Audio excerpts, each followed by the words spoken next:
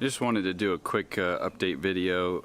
Some of you had expressed before when I uploaded the original video that you would be interested in seeing this thing in bloom. It's June now, and it's been a year since I built this, and it's gotten a lot of attention. It's gotten a lot of positive feedback. Not a ton of views on that video, but a lot of people have really liked it, and I think this is a really cool design.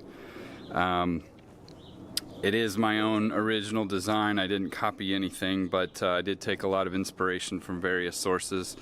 It's a raised garden bed, and it's got a built-in arbor and trellises on either side so that I can grow stuff like beans and peas and so forth. So everything's in full bloom, getting ready to probably die soon in the Texas heat, but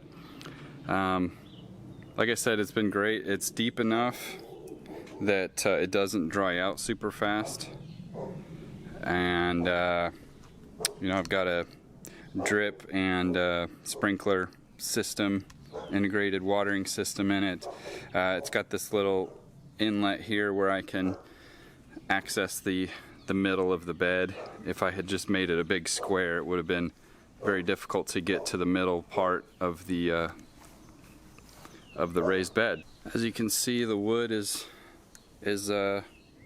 handling it very well, no problems at all. The only thing I really change with the original design is these staples that I used tend to come out when the wood gets wet and swells.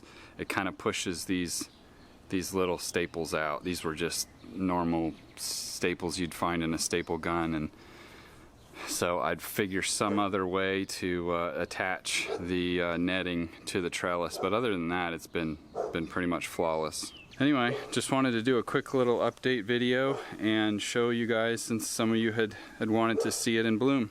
Thanks for watching.